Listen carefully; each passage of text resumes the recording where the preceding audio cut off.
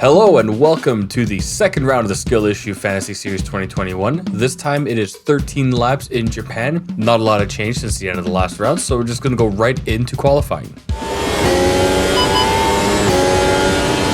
So as we let the hot lap pass us by here, just a little talk on strategy. Once again, going to go soft to soft, because if it worked in Barcelona, it'll definitely work in Japan with much less aggressive front left wear on the tires. This is a track that I feel like doesn't particularly suit me because I'm not great at it, but also I'm not great at driving in this game. So we're just going to have fun with it. Hopefully I can grab a couple more points if possible. Gonna just let the hot lap play out and then get on to the race.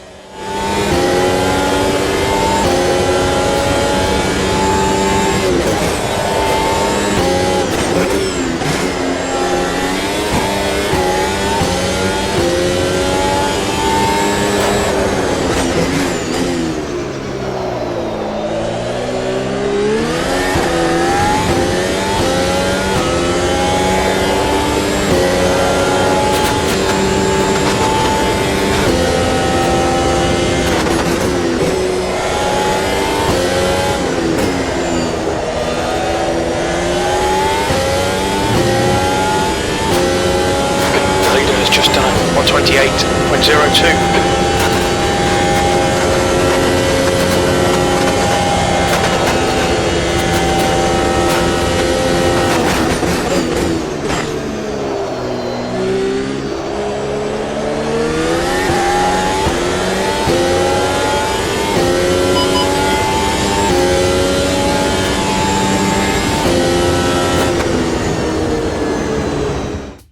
So it is Lewis Hamilton taking pole and Bottas helping him lock out the front row in second place. Charles Leclerc takes third position and Daniel Ricciardo best of the rest. I myself managed to do one better than last time and qualify in P16 for the start of the race. Gonna be an uphill climb, but I'm ready for it and on to the race.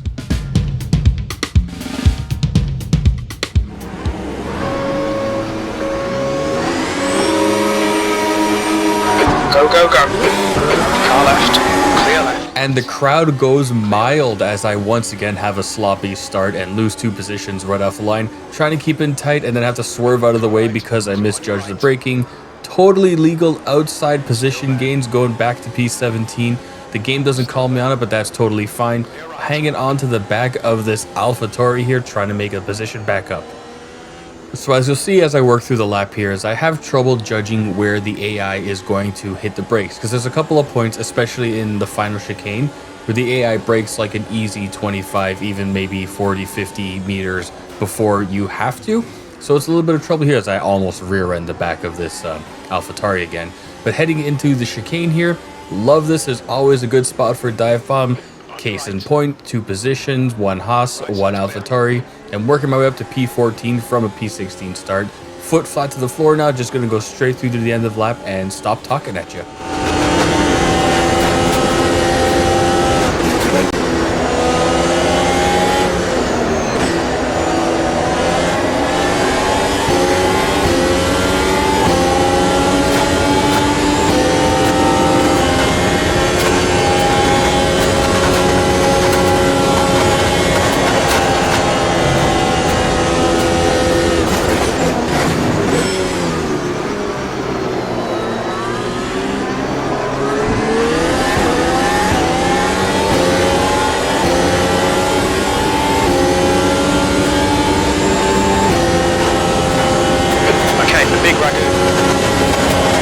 End of the second lap now. You'll see we're coming towards the chicane and Yuki stomps on the brakes a bit early, but I get the inside turning in and he turns right into me as well, as if I weren't even there.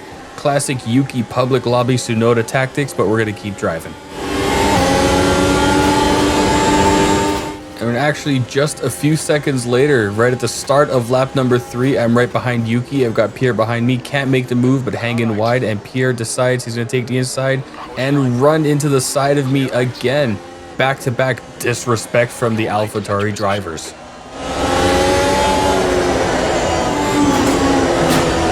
So we advance now later on in the third lap, heading towards the hairpin that I love so much. I have those two AlphaTauris ahead of me, and I think if they're going to make contact with me, I'm going to give it right back to them. Wheel on wheel, but it's clean, no penalties, 2 positions taken right back from them.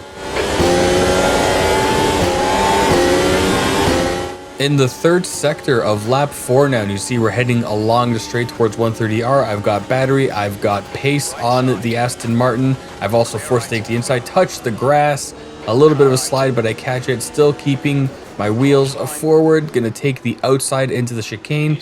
No contact, no drama. A very well-earned P12, I must say. Right at the end of lap 5 now, you'll see behind me in the virtual mirror, I've got an Tauri behind me. It's got DRS, and he is just screaming right up the side of me, and I'm thinking I can't really block off the inside because that'll compromise my line. So I have to give him the inside line, take the outside, and as I get back in, more contact from an Tauri. Shock, surprise, and awe, unfortunately losing the position, but there's always another chance, and there's still half a race to go, so I'm not feeling too terrible about it.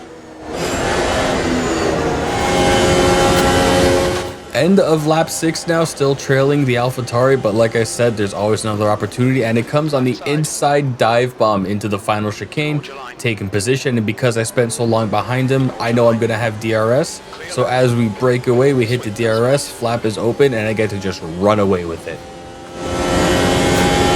A few seconds behind Ocon.